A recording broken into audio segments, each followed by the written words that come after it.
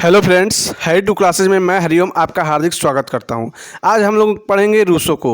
और इसके पहले का वीडियो मैंने प्लेटो, अरस्तु, हाब्स और लॉक को पढ़ा दिया है। यदि आप उस वीडियो को नहीं देखे हैं तो इस वीडियो को जाकर एक बार ज़रूर देख लीजिए और देखने के बाद आपको खुद लगेगा कि मेरा उस टॉपिक पे पूरी तरह से पकड़ बन गया है। तो उस वीडियो को जरूर देखिए और पहली बार आप मेरे चैनल पर विजिट कर रहे हैं तो मेरे चैनल को सब्सक्राइब करके बगल में बेल आइकन को दबा लीजिए। तो चलिए हम शुरुआत करते हैं। रूसो का जो जन्म था 1712 ईस्वी में हुआ था। कब हुआ था? 1712 ईस्वी में जन्म हुआ था और जो मृत्यु हुआ था 1778 ईस्वी में हुआ था। रूसो को प्रत्यक्ष लोकतंत्र का जनक कहा जाता है। तो आपके एग्जाम में सेम टू सेम क्वेश्चन बन जाएगा कि प्रत्यक्ष लोकतंत्र का जनक किसे माना जाता है, हाब्स, लॉक, रूसो। तो आप रूसो को ध्यान में रखेंगे कि रूसो को प्रत्यक्ष लोकतंत्र का जनक कहा जाता है। इनका जन्म स्थान, तो इनका जन्म कहाँ हुआ था? तो इनका जन्म जिनेवा में, स्विट्जरलैंड में हुआ था। कहाँ हुआ था? जिनेवा, स्विट्जरलैंड में हुआ था। और इनके पिता आइजक थे। इनके पिता का क्या नाम था? आइजक था। और नागरिकता इनको कहाँ से मिली थी? तो फ्रांस का। तो आपके एग्जाम में क्वेश्चन बन सकता है कि कौन से ऐसे विचारक हैं जिनका जन्म जिनेवा में हुआ था लेकिन नागरिकता फ्रांस का मिला था। तो आप ध्यान में दीजिए और ध्यान रख के पढ़ा करिए। तो रूसो हैं जिनका जन्म स्विट्जरलैंड में हुआ था और नागरिकता जो था फ्रांस का मिला था। चलिए, इनकी कुछ महत्वपूर्ण पुस्तकें हैं, हम उसे देखते हैं और मैं से गारंटी लेता हूं कि ये पुस्तक आपके एग्जाम में जरूर बनेगा। तो सोशल कॉन्ट्रैक्ट जो बहुत ही प्रसिद्ध पुस्तक है, ये एग्जाम में कई बार बना हुआ है। तो सोशल कॉन्ट्रैक्ट रूसो का है और इनका प्रकाशन जब हुआ है, कब हुआ है? 1762 में। तो आजकल सोशल कॉन्ट्रैक्ट सभी बच्चे जानते हैं, लेकिन यदि सन पूछ दे कि किस सन में इसका प्रकाशन हुआ था तो कई लोग गलती करके चले आएंगे। तो 1762 ईस्वी में सोशल कॉन्ट्रैक्ट का प्रकाशन हुआ था। एमिल, क्या है? द एमिल जो पुस्तक है उसका भी प्रकाशन 1762 में हुआ था और उनकी पुस्तक ये है। इंट्रोडक्शन ऑफ पॉलिटिकल इकोनॉमी, तो ये किसका है? रूसो का है। इंट्रोडक्शन ऑफ पॉलिटिकल इकोनॉमी, इसका प्रकाशन 1758 ईस्वी में हुआ था। और इस पुस्तक के भी रचयिता कौन है, रचनाकार कौन है, किसने लिखा है? तो रूसो महोदय ने लिखा है। एक पुस्तक और है रूसो का, देखिए, discourses of art and science. क्या है? Discourses of art and science. और इसका प्रकाशन कब हुआ था? तो 1749 में हुआ था। तो इस पुस्तक को आप लोग ध्यान में रखिएगा, discourses of art and science. ठीक है, नेक्स्ट क्वेश्चन पे चलते हैं। एक और बुक है, देख लीजिए,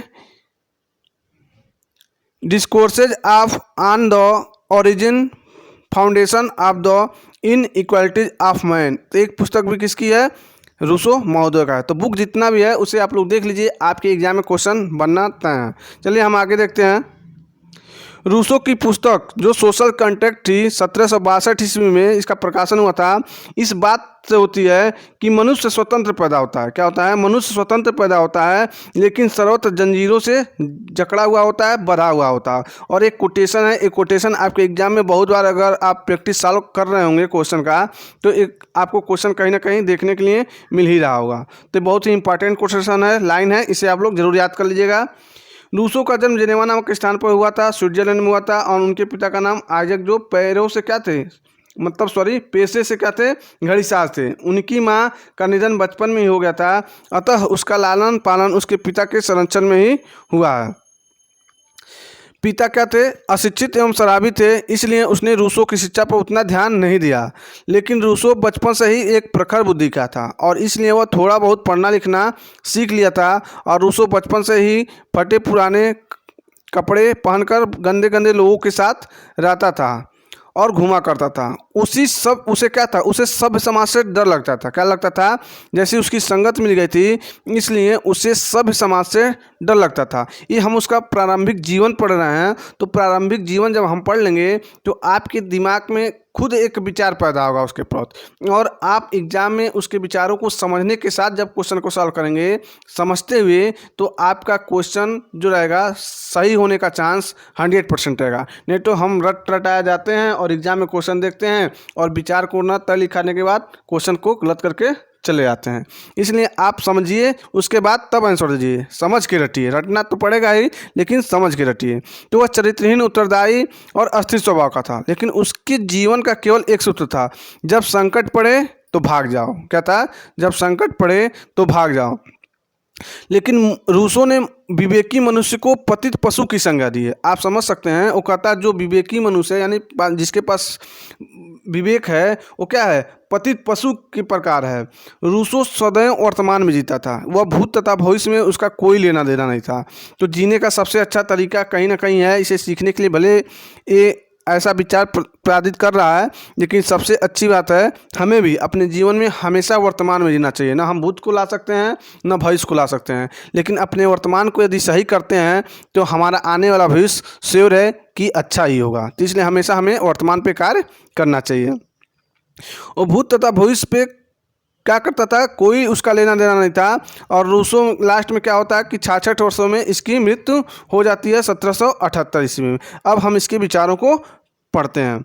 रूसो का कथन है कि मैं अपने दुर्भाग्य को आसानी से भूल जाता हूँ, लेकिन मैं अपने उत्तम और अधम विचारों को नहीं भूलता। देखिए, रूसो का ये कथन है कि मैं अपने दुर्भाग्य को आसानी से भूल जाता हूँ, लेकिन मैं अपने उत्तम और अधम विचारों को नहीं भूलता। ये कथन रूसो का है। रूसो प्रकृतिवादी था। क्या था? रूसो प्रकृतिवादी था। उसका कथन है कि प्रकृति की ओर लौटो। रूसो का एक कथन है, मैं यहाँ पे लिख दे रहा हूँ, आप देख लीजिएगा। प्रकृति की ओर लौटो। तो इसे आप लोग देख लीजिएगा, एक किसका कथन है? तो रूसो महोदय का है। तो इसे आप लोग देख लीजिएगा। इसीलिए रूसो को प्रकृतिवादी भी कहा जाता है और उसकी शैली पद्यात्मक है और भावना प्रधान एवं रोमांचकारी है। चूँकि ऐसा, यानी चूँकि रूसो कहता है कि बाद में फ्रांस की नागरिकता ग्रहण कर लेता है। क्या करता है कि जानते हैं कि आप उसका जन्म जो हुआ था कहाँ हुआ था? जिनेवा में हुआ था। बार बार मैं इसलिए कर रहा हूँ कि आपको याद हो जाए। जिनेवा में जन्म हुआ था, लेकिन बाद में उसकी नागरिकता कहाँ ग्रहण किया था? तो फ्रांस का नागरिकता ग्रहण कर लिया था। और तब फ्रांस के एक डिजॉन थे, उनकी एकेडमी में एक निबंध प्रतियोगिता का आयोजन किया जाता है। क्या किया जाता है? उनके एकेडमी में एक निबंध प्रतियोगिता का आयोजन किया जाता है, जिसका विषय था कला एवं विज्ञान के विकास ने लोगों को अच्छा बनाने में योगदान दिया है या बुरा बनाने में। तो उसका एक कथन भी है कि कला एवं विज्ञान ने मानव को खराब कर दिया है। ये कथन किसका है?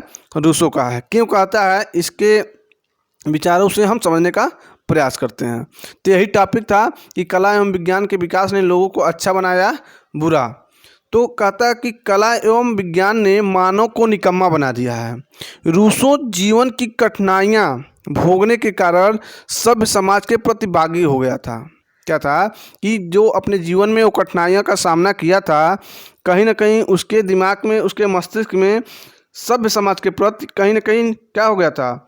कलुषता आ गया था और उसके प्रति वह बागी हो गया था। उसने अपने तार्किक विचारों से निबंध में यह बताने का प्रयास किया है कि सभ्य समाज के उदय ने मनुष्य की प्राकृतिक स्वतंत्रता, प्राकृतिक समानता छीनकर किस प्रकार दुखी बना दिया है। अब यहाँ समझने वाली बात है कि वह अपने तार्किक विचारों से यह बताने का प्रयास करता है कि जो सब समाज है, जब सब समाज का उदय होता है तो मनुष्य की जो प्राकृतिक स्वतंत्रता होती है, जो प्राकृतिक समानता होती है, उसे छीन लेता है और उसे दुखी बना देता है। क्यों बना देता है? क्योंकि वो रूसो कहता है कि उसमें एक कोटेशन लिखा है कि हे ईश्वर, मेरा भोलापन और मेरी अज्ञानता, क्या कहता है? हे ईश्वर, मेरा भोलापन और मेरी अज्ञानता मुझे वापस कर दो, क्योंकि यह मुझे संतुष्ट एवं सुखी बना सकता है। अब सोच सकते हैं रूसो क्या कहता है। इस निबंध को प्रथम पुरस्कार मिला और रूसो रातों रात दुनिया में छा गया। तो इस निबंध में उसने अपने तार्किक विचारों को, और भविष्य में यदि देखा जाए इस समय, तो सही कहीं ना कहीं अप्रत्यक्ष रूप से अगर हम ये सोचते हैं कि कहीं ना कहीं दुनिया में तरक्की हुई है विज्ञान से, लेकिन यदि सोचा जाए तो हम उतने ही आलसी होते जा रहे हैं, उतने ही एक प्रकार से हमारे अंदर क्या हो रहा है कि जितना व्यवस्था मिल रहा है उस हिसाब से हम ढलते जा रहे हैं। और पहले के लोग कैसे थे आप समझ सकते हैं, इतने समझदार तो आप हैं ही। चलिए हम आगे चलते हैं। 1754 ईस्वी में डिजॉन की अकादमी में पुनः एक प्रतियोगिता का आयोजन होता है, जिसका विषय होता है विषमता की उत्पत्ति और निजी संपत्ति। और इस निबंध में रूसो ने निजी संपत्ति की संस्था पर प्रहार किया है। तो एक पिछले आप वीडियो में पढ़े हैं कि लाक जो था निजी संपत्ति का समर्थन करता है। क्या करता है? लाक जो था निजी संपत्ति का समर्थन करता है, वहीं रूसो निजी संपत्ति की संस्था पर प्रहार करता है, यानी विरोध करता है। रूसो ने यह बताया है कि निजी संपत्ति के पूर्व मनुष्य का जीवन कितना सरल एवं सद्गुणी था। कह रहा है कि जब निजी संपत्ति नहीं था तो मनुष्य का जीवन बहुत ही सरल एवं सद्गुणी था, लेकिन निजी संपत्ति रूपी भाग ने कितना दुखी यानी दुखमयी बना दिया। उसने निजी संपत्ति पर टिप्पणी करते हुए कहा है वह प्रथम मनुष्य, अच्छा उसका कोटेशन है, बहुत ही इंपॉर्टेंट कोटेशन है, इसे आप लोग देखिएगा कि वह प्रथम मनुष्य जिसने उस भूमि के टुकड़े को घेर कर कहा कि यह मेरा है, और समाज के अन्य लोगों ने उसे सहजता से विश्वास कर लिया, स्वीकार कर लिया। तब से निजी संपत्ति का उदय हुआ और तभी से समाज का जन्म हुआ। उसके पहले कोई संपत्ति निजी का नहीं था, यानी निजी संपत्ति किसी का नहीं था, और तभी से यह बात आने लगी। वो कहता है कि वही प्रथम मनुष्य ही कहता है कि जिस मनुष्य ने यह किसी भी भूमि के टुकड़े को चारों से बेड़ा बनाकर घेर लेता है और वह कहता है कि यह मेरा है, और समाज के अन्य लोगों ने अज्ञानता और विश्वास के कारण उसे सहजता से स्वीकार कर लेते हैं, तभी से निजी संपत्ति और समाज का क्या होता है? उदय होता है। एक कथन किसका है? रूसो महोदय का है। रूसो ने अपने विचारों का प्रतिपादन यानी 1762 ईस्वी में जो पुस्तक लिखे थे सोशल कॉन्ट्रैक्ट, तो एक बार सोशल कॉन्ट्रैक्ट अगर हिंदी में कहीं सामाजिक संविदा आ जाए तो कई लोग गलत करके चले जाएंगे। अगर उसका इंग्लिश पोर्शन ना देखें तो पक्का है, अगर सामाजिक संविदा करके आ जाए तो कई लोग क्वेश्चन गलत करके आ ही जाएंगे। तो रूसो को प्रत्यक्ष लोकतंत्र का मसीहा माना जाता है, उसका जनक माना जाता है। प्रत्येक लोकतांत्रिक देश में क्या है? प्रत्येक लोकतांत्रिक देश की प्रस्तावना में लिखा शब्द हम लोग, क्या हम लोग रूसो की आवाज़ है। तो आप समझ सकते हैं कि इसने निजी संपत्ति पे क्या किया है? प्रहार किया है और प्रत्यक्ष लोकतंत्र का समर्थन किया है। अभी तक पॉइंट ए आपको समझ में आ रहा होगा। रूसो ने अपनी पुस्तक सोशल कॉन्ट्रैक्ट यानी सामाजिक संविदा या सोशल कॉन्ट्रैक्ट में 5 अवस्थाओं का चर्चा किया है। अब क्या क्या किया है, किसके बारे में किया है देखते हैं हम यहाँ पे। मानव स्वभाव के बारे में बताया है, प्राकृतिक अवस्था के बारे में बताया है, सामाजिक समझौता के बारे में बताया है, समान इच्छा के स्वरूप बताया है, और व्यक्ति एवं राज्य के बीच संबंध को बताया है। तो चलिए एक एक करके हम सभी जो 5 अवस्था के बारे में बताया है उसके बारे में जानते हैं। मानव स्वभाव कहता है कि मानव स्वभाव जो होता है वो सभ्य एवं बर्बर होता है, अर्थात वह भोला एवं भोदू होता है। कहने का अर्थ है कि वह अज्ञानी होता है, उसमें हम तुम की भावना नहीं रहती है, यानी मानव स्वभाव रूसो के हिसाब से। अब देखिए हाब्स ने क्या कहा है? हाब्स कहा है कि मानव क्या है? स्वार्थी होते हैं, वो आपस में झगड़ा करते हैं किसी न किसी के कारण से। तो अपना अपना विचार सब कोई मनुष्य के बारे में दिया है। तो ये कहता है मानव भोला होता है, बर्बर होता है, सभ्य होता है, सब प्रकार से अपने विचारों को बता रहा है। अब रूसो की प्राकृतिक अवस्था के बारे में क्या बताया है? प्राकृतिक अवस्था क्या है उसे हम समझते हैं। प्राकृतिक अवस्था माने प्राकृतिक अवस्था पूर्व सामाजिक एवं पूर्व राजनीतिक थी। रूसो ने प्राकृतिक अवस्थाओं में ही अपना यह विचार दिया है कि मनुष्य स्वतंत्र पैदा क्या है? मनुष्य स्वतंत्र पैदा हुआ है और स्वतंत्र जंजीरों से जकड़ा हुआ है। रूसो ने प्राकृतिक अवस्था को 2 भागों में बांटा है। पहला निजी संपत्ति के पूर्व की अवस्था जहां आदिम मानव रहता था, यानी निजी संपत्ति का उदय जब नहीं हुआ था उसके पूर्व की अवस्था जहां आदिम मानव रहता था, और दूसरी निजी संपत्ति के बाद की अवस्था जहां सभ्य मानव रहता है। तो प्राकृतिक अवस्था को उसने 2 भागों में बांटा है, एक निजी संपत्ति के उदय के पूर्व और एक निजी संपत्ति के उदय के बाद। रूसो ने प्राकृतिक अवस्था का वर्णन करते हुए कहा है कि आदिम मानव एक ऐसा मानव है जिसमें विवेक का उदय नहीं हुआ था, वह परमार्थ की भावना से युक्त था, वह निजी संपत्ति का अभाव और प्राकृतिक संपत्ति क्या है? प्राकृतिक संपत्ति पर सबका अधिकार को मानता था। रूसो के अनुसार प्राकृतिक अवस्था में मानव सुखी, संतुष्ट एवं स्वावलंबी था, अर्थात आदिम मानव प्राकृतिक समानता एवं प्राकृतिक स्वतंत्रता का आनंद लेते हुए प्रकृति में स्वतंत्र विचरण करता था। रूसो का कथन है कि मनुष्य स्वतंत्र पैदा हुआ है, लेकिन रूसो के अनुसार जनसंख्या में धीरे धीरे वृद्धि हो जाती है और भोजन और वस्त्र के लिए धन जुटाने की आवश्यकता पड़ती है, जिसके परिणाम स्वरूप निजी संपत्ति का उदय होता है और जिसके साथ ही कला एवं विज्ञान का भी विकास होता है, उसका जन्म होता है। उसके परिणाम स्वरूप विवेकवान सभ्य समाज का जन्म होता है और इस सभ्य समाज ने मानव की प्राकृतिक स्वतंत्रता एवं समानता को समाप्त कर देता है। तो देखिए किस प्रकार से कैसे कैसा अपना विचार रूसो ने दिया है और उसे क्या उस मानव को क्या करता है कि स्वार्थी, संपत्ति का लालची और मानवता का दुश्मन बना दिया। इस प्रकार देख रहे हैं कि रूसो ने व्यक्ति को पहले क्या बताया है, पहले भोला बताया है, लेकिन बाद में धीरे धीरे उसे लालची, स्वार्थी बताने का प्रयास कर रहा है और धीरे धीरे वो मनुष्य जो होते हैं मानवता का दुश्मन बन जाते हैं और इसके परिणाम स्वरूप समाज क्या होता है, दुखी बन जाता है। जिसके पास संपत्ति नहीं थी उसे संपत्ति का लालच दिनों दिन बढ़ता गया और रूसो का मानव पहले से अच्छा था लेकिन बाद में बुरा बन गया। तो रूसो ने क्या पहले मानव को पहले अच्छा बताया है, भोला बताया है, लेकिन बाद में जैसे ही निजी संपत्ति का उदय होता है उसने क्या किया है, उसे स्वार्थी और लालची बताया है। प्राकृतिक अवस्था को रूसो लाख की तरह शुरू करता है और हाफ्स की तरह खत्म करता है। ठीक है, लाख की तरह शुरू करता है, हाफ्स की तरह खत्म करता है। यानी लाख मनुष्य को अच्छा बताया है और हाफ्स क्या बताया है, मानव को स्वार्थी और क्या बताया है, पाशविक बताया है। तो यहाँ पे दोनों का मतलब कि क्या करता है कि कहीं ना कहीं लाख जो है अच्छा बताता है तो रूसो है मनुष्य को वहीं शुरुआत में क्या बताता है, अच्छा बताता है, भोला बताता है, लेकिन हाफ्स मनुष्य को अच्छा नहीं बताता है। वहीं अंतिम रूप में रूसो भी मनुष्य को क्या बताता है, स्वार्थी और लालची बताता है।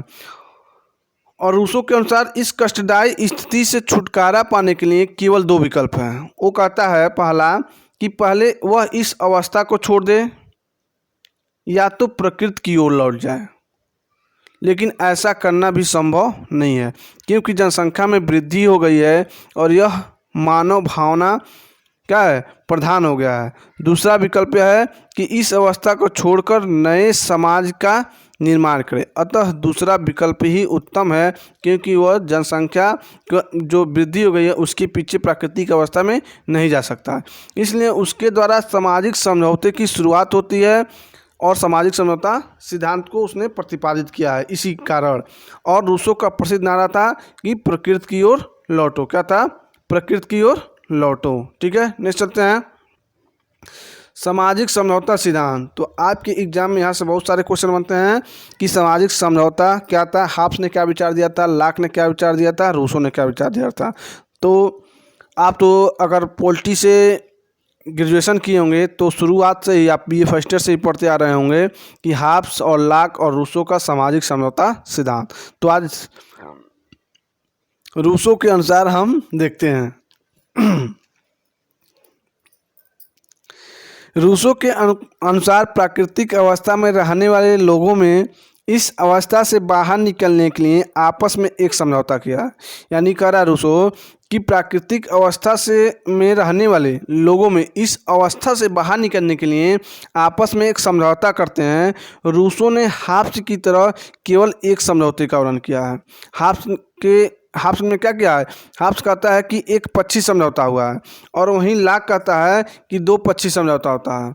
लेकिन रूसो ने क्या कहता है, रूसो कहता है कि हाफ्स की तरह केवल एक समझौता का वर्णन किया है, लेकिन जहां हाफ्स के मनुष्य ने अपनी शक्ति को क्या है, अपनी शक्ति को या एक व्यक्ति क्या कहता है, जहाँ हाफ्स के मनुष्य ने अपनी शक्ति को एक व्यक्ति या व्यक्ति समूह को शक्ति को एक व्यक्ति या व्यक्ति के समूह को दे दिया, वहीं रूसो के मनुष्य ने अपने शक्ति का समर्पण समाज को कर दिया।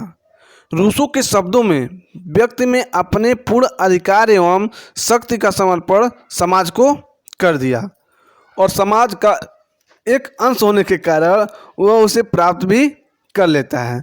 रूसो के समझौते के फलस्वरूप, यानी रूसो के जो समझौता होता है उसके फलस्वरूप समान इच्छा का जन्म होता है। अब यहाँ एग्जाम्पल से हम समझने का प्रयास करेंगे।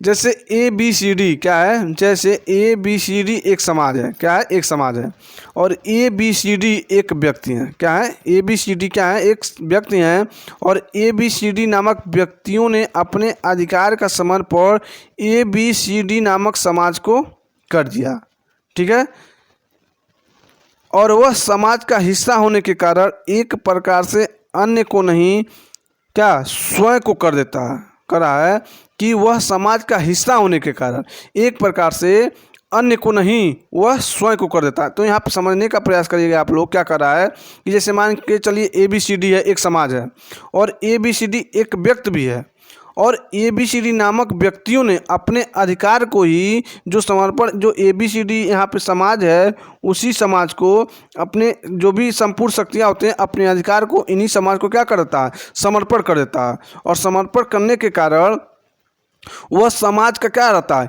हिस्सा रहता है। इसलिए समाज का हिस्सा होने के कारण एक प्रकार से अन्य को नहीं, वह स्वयं को कर देता है। रूसो के अनुसार सामाजिक समझौता एक पक्षी है और बिना शर्त की है।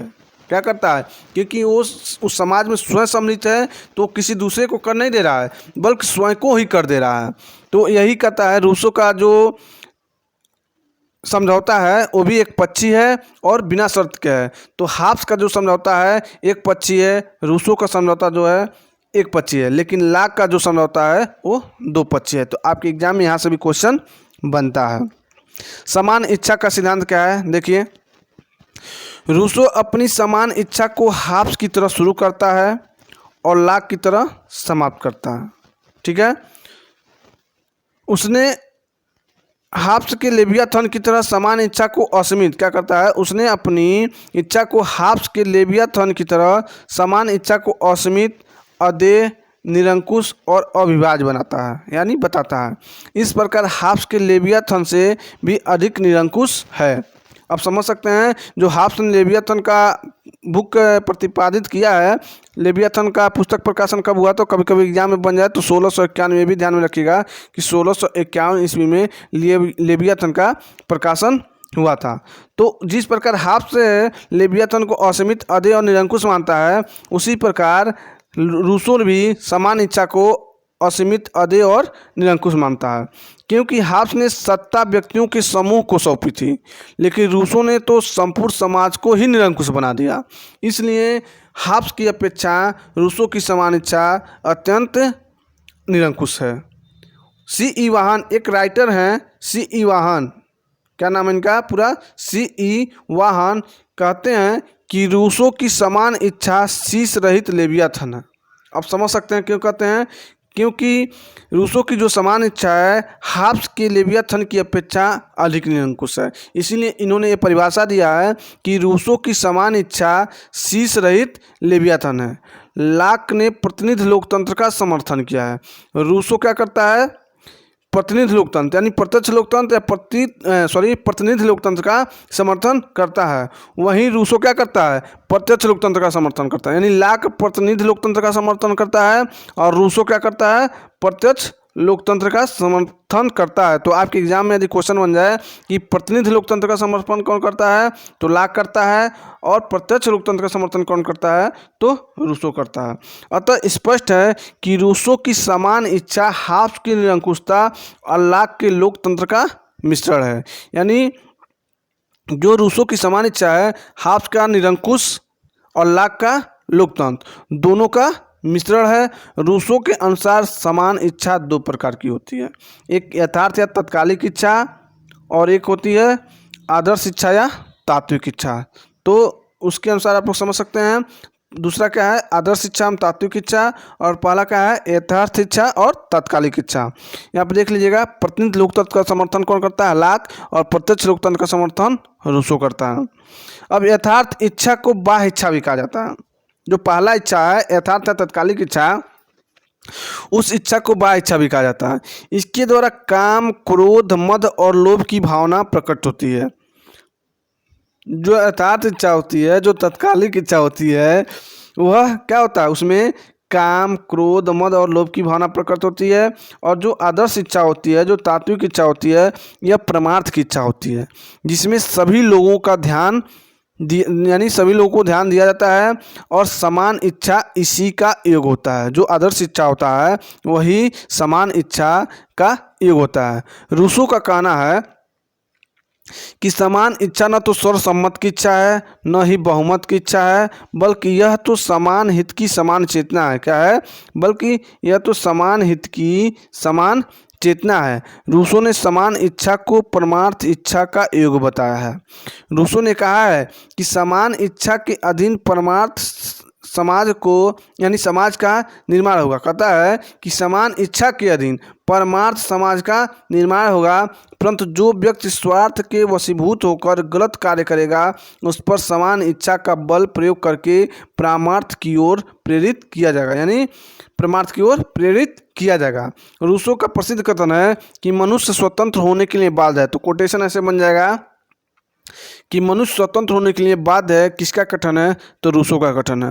प्रत्यक्ष लोकतंत्र का समर्थन करने के नाते वह नागरिक एवं प्रजा में अंतर करता है। यहाँ पे आप ध्यान दीजिएगा कि रूसो ने नागरिक और प्रजा में क्या किया? अंतर किया है। जो व्यक्ति शासन के कार्यों में भाग लेता है वह नागरिक कहलाता है, और जब व्यक्ति स्वयं शासित होता है, स्वयं शासित का मतलब क्या होता है? जब हमारे ऊपर शासन किया जाता है, यानी जो प्रजा होती है वो क्या होता है? जो स्वयं शासित होता है वो प्रजा होता है, यानी जो शासन में भाग लेता है वो नागरिक कहलाता है, और जो शासित होता है वह प्रजा कहलाता है।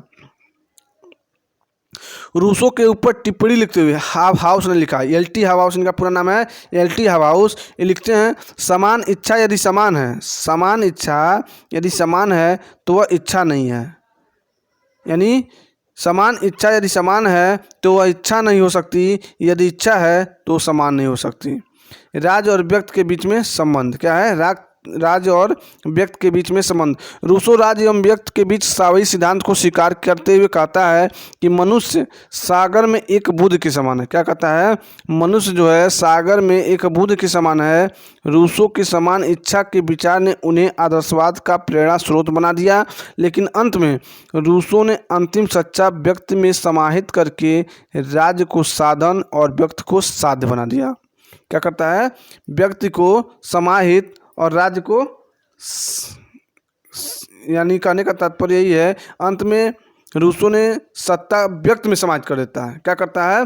व्यक्ति में समाहित करने के कारण राज्य को साधन बना देता है और व्यक्ति को क्या बनाता है? साध बनाता है। इस प्रकार वह व्यक्तिवाद का समर्थक हो जाता है रूसो के बारे में कहा जाता है कि रूसो एक ऐसे चौराहे पर खड़ा है जिसका पिछला पैर व्यक्तिवाद और अगला पैर आदर्शवाद की नींव पर खड़ा है।